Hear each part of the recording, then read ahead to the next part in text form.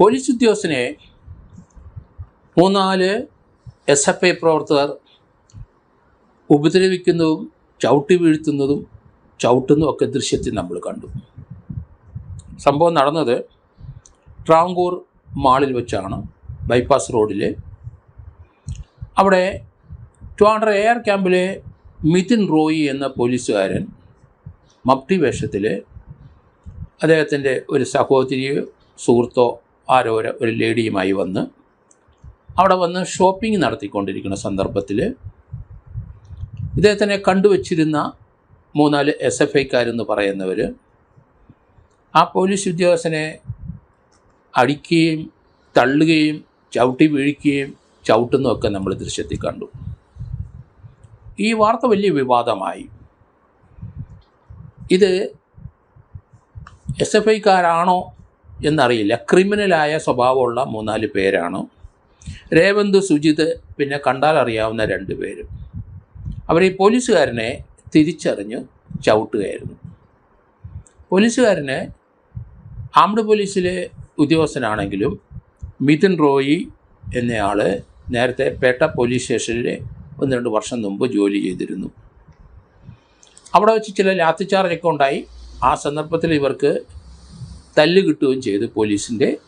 ആ കൂട്ടത്തിൽ മിഥുൻ റോയിയും ഉണ്ടായിരുന്നു. പിന്നീട് മിഥുൻ റോയിയെ പല സന്ദർഭത്തിലും ഇവരെ ആക്രമിക്കാൻ തുനിഞ്ഞിരുന്നു. ഈ കഴിഞ്ഞ ദിവസം അദ്ദേഹം ശംഖുമുഖം അവിടെ ഡിസംബർ 31-ാം തീയതി വളരെയധികം ആഘോഷം അറിയാം. പുതിയ ലോക പിറവിയോടനുബന്ധിച്ച് അവിടെ DJ പാർട്ടി ഉണ്ടായി. ആ സ്ഥലത്ത് അവസാനം SFIക്കാർ DYFIക്കാരും അതിൻ്റെ പ്രൊട്ടക്ടറായിട്ടും അവിടെ ഉണ്ടായിരുന്നു. അവിടെ അത് അടിയിൽ കലാശിച്ചു, ലാത്തി ചാർജ് കലാശിച്ചു. അവിടെ ഈ പോലീസ് ഉദ്യോഗസ്ഥനുണ്ടായിരുന്നു.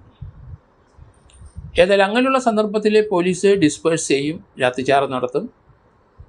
അവർ അടിച്ച് ഓടിക്കുകയാണ് പതിവ്. അങ്ങനെ തല്ല് കിട്ടിയ 3-4 പേരാണ് ഇവർ. ഈ സംഭവത്തിന് ശേഷം ഇദ്ദേഹം കുറച്ച് ദിവസമായിട്ട് മെഡിക്കൽ ലീവിനാണ്. ഭീഷണി ഉണ്ടായിരിക്കാം. ജനുവരിയും ഫെബ്രുവരി മാസം മെഡിക്കൽ ലീവായിരുന്നു.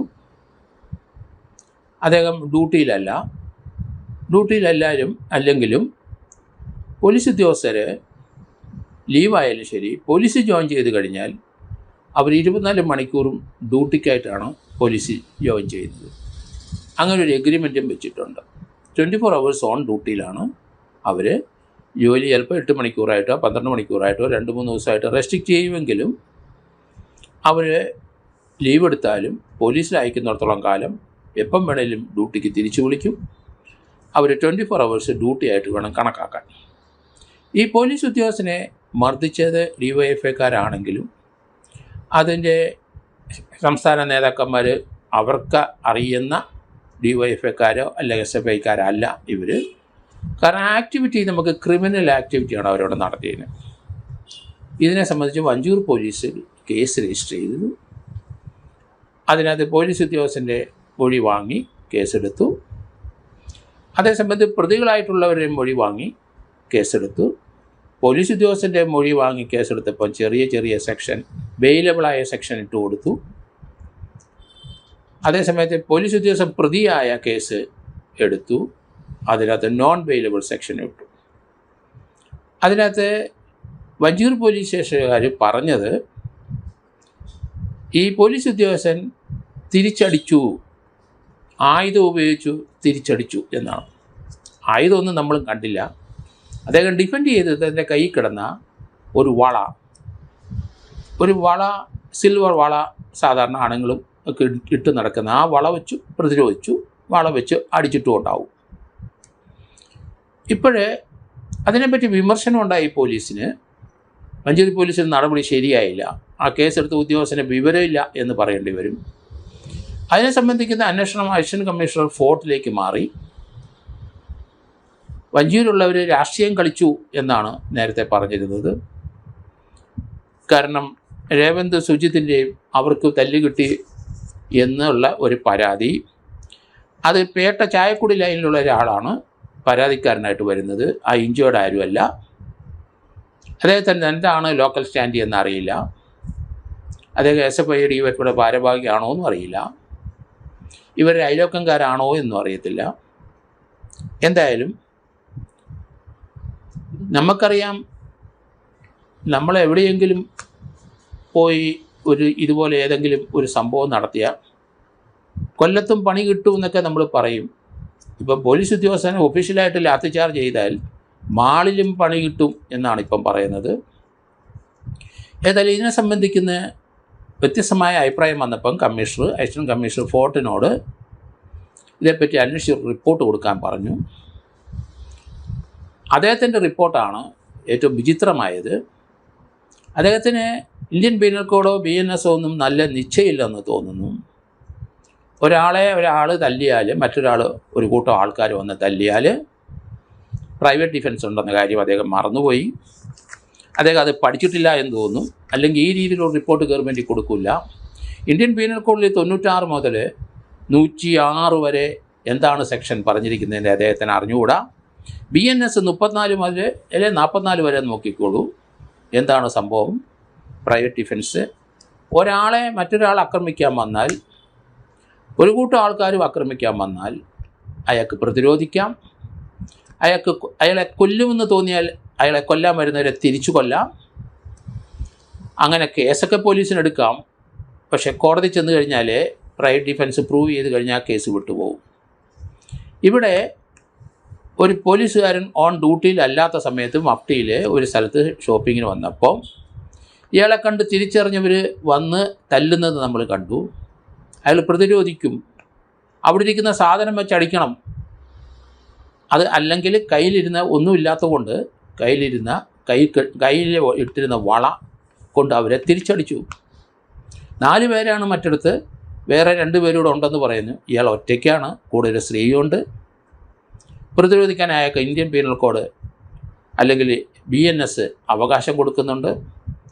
96 മുതൽ 106 വരെ അവകാശത്തിൻ്റെ പരിധി വരുന്നതാണ്. ഒരാളെ മറ്റ് കുറേ ആൾക്കാർ ഉപദ്രവിക്കാൻ വന്നാൽ പ്രതിരോധിക്കാം. ഒരാളെ തന്നെക്കാട്ടിലും ആരോഗ്യമുള്ള മറ്റൊരാളെ ഉപദ്രവിക്കാൻ വന്നാൽ ഇയാൾക്ക് പ്രതിരോധിക്കാം. തന്നെ കൊല്ലുമെന്ന് തോന്നിയാൽ തിരിച്ചു കൊല്ലാം. അതോടൊപ്പം തന്നെ ഒരു കൂട്ടം ആൾക്കാർ വരുമ്പം പ്രതിരോധിക്കുന്നത് ചിലപ്പം അവിടെ കൂടി നിന്ന ഒരാൾക്ക് വേണമെങ്കിലും ഈ പോലീസുകാരനെ സഹായിക്കാം, പ്രതിരോധിക്കാം. അവർക്കിട്ട് തിരിച്ച് തല്ലാം, അവരെ തിരിച്ച് അടിച്ചോടിക്കാം. അതിനും അവകാശമുണ്ട്. ഒരാളുടെ ജീവൻ സ്വന്തമായി രക്ഷിക്കുന്നതിനോ, മറ്റൊരാളുടെ ജീവൻ രക്ഷിക്കുന്നതിനോ, ഒരാളുടെ പ്രോപ്പർട്ടി സ്വന്തമായി സംരക്ഷിക്കുന്നതിനോ, മറ്റൊരാളുടെ പ്രോപ്പർട്ടി അതിക്രമിച്ച് കയറുന്ന കണ്ടിട്ട് അത് സംരക്ഷിക്കാൻ ഇന്ത്യൻ പീനൽ കോഡ് അധികാരം നൽകുന്നുണ്ട്. അതുകൊണ്ട് പോർട്ട് AC റിപ്പോർട്ട് ഗവൺമെൻറ് തള്ളിക്കളയണം. ഒരു അപക്വമായ റിപ്പോർട്ടാണ്. അദ്ദേഹം എങ്ങനെയാണ് ഈ പൊസിഷനിൽ വന്നതെന്ന് നമ്മളൊക്കെ ആലോചിക്കും. കാരണം രാഷ്ട്രീയപരമായിട്ടുള്ളൊരു റിപ്പോർട്ടല്ല അവിടെ ആവശ്യം. അദ്ദേഹത്തിന് അവിടെ പോസ്റ്റിംഗ് കിട്ടാൻ ചിലപ്പോൾ രാഷ്ട്രീയം ഉപയോഗിച്ചിട്ടാവാം. അതുകൊണ്ട് ഒരു കടപ്പാടുണ്ടാകാം. അങ്ങനെയുള്ള ഒരാൾ ഒരിക്കലും ഇതുപോലൊരു റിപ്പോർട്ട് കൊടുക്കാൻ പറ്റില്ല. രാഷ്ട്രീയപരമായിട്ട് അങ്ങോട്ടും ഇങ്ങോട്ടൊക്കെ ചില സ്വാധീനത്തിലായിരിക്കും പോസ്റ്റിംഗ് വരുന്നത്. പക്ഷേ ഒരു കേസ് വന്നു കഴിഞ്ഞാൽ ഒരു പൗരനെ മറ്റൊരു പൗരനെ ഉപദ്രവിച്ചാൽ സത്യവും നീതിയുമായിട്ട് മുന്നോട്ട് പോകണം. അതിനകത്ത് മുഖം നോക്കരുത്, രാഷ്ട്രീയം നോക്കരുത്, ബന്ധം നോക്കരുത്. അതാണ് പോലീസ് ഉദ്യോഗസ്ഥന്മാരുടെ കടമ. വഞ്ചൂർ പോലീസ് എടുത്ത കേസ് അത് കൃത്യമായ 18 മിനിറ്റ്സിൻ്റെ പരിധി വരുന്ന കാര്യമാണ്. അതുകൊണ്ട് തൻ്റെ കയ്യിലിരുന്ന വള കൊണ്ട്, ആയുധം കൊണ്ട് തിരിച്ചടിച്ചതിനൊക്കെ നോൺ ബെയിലബിൾ ഒഫൻസ് ഇട്ടത് വളരെ മ്ലേച്ഛകരമായ പ്രവൃത്തിയായി പോയി. അതൊരിക്കലും ഒരു പോലീസ് ഉദ്യോഗസ്ഥൻ്റെ ഭാഗത്തുനിന്ന് ഉണ്ടാകാൻ പാടില്ല. ഗവൺമെൻറ് ഈ റിപ്പോർട്ട് കൃത്യമായി പരിശോധിച്ചത് തള്ളിക്കളയണം. കമ്മീഷണർ റിപ്പോർട്ട് കൈപ്പറ്റിയിട്ടുണ്ടെങ്കിൽ അത് മറ്റൊരാളെ കൊണ്ട്, ഒരു സീനിയർ ഓഫീസറെ കൊണ്ട് അന്വേഷിപ്പിക്കണം. ഇന്ത്യൻ പീനൽ കോഡിലെ കാര്യങ്ങൾ മറന്നുപോയി പോർട്ട് AC എന്നാണ് എനിക്ക് തോന്നുന്നത്. അദ്ദേഹം രാഷ്ട്രീയപരമായ ചായ്വോടുകൂടി തന്നെയാണ് റിപ്പോർട്ട് എഴുതിയെന്ന് പറയേണ്ടി വരും. കാരണം അങ്ങനെ ആരും എഴുതാറില്ല. കാരണം വഞ്ചൂർ പോലീസിൻ്റെ പുറത്തൊരു ആക്ഷേപം വന്നപ്പം അവിടെ പോലീസുകാരനെ സംരക്ഷിക്കാനായിട്ട് തുനിഞ്ഞില്ല. അയാൾ ഓൺ ഡ്യൂട്ടിയിലല്ലെങ്കിലും അയാൾ മെഡിക്കൽ ലീവിലാണ്. അയാളൊരു സാധനം വാങ്ങാൻ വന്നപ്പം അയാളെ ഉപദ്രവിക്കുന്ന കണ്ടു കഴിഞ്ഞാൽ എന്താണ് ചെയ്യേണ്ടത്? അയാളെ പ്രതിയാക്കി കേസെടുക്കുകയാണോ വേണ്ടത്? അല്ല, തെറ്റിപ്പോയി വഞ്ചൂർ പോലീസിനും. അതേ തെറ്റ് തന്നെ ഫോർട്ട് AC ക്കും ആവർത്തിച്ചു എന്നാണ് ഇതിൽ നിന്ന് മനസ്സിലാക്കുന്നത്.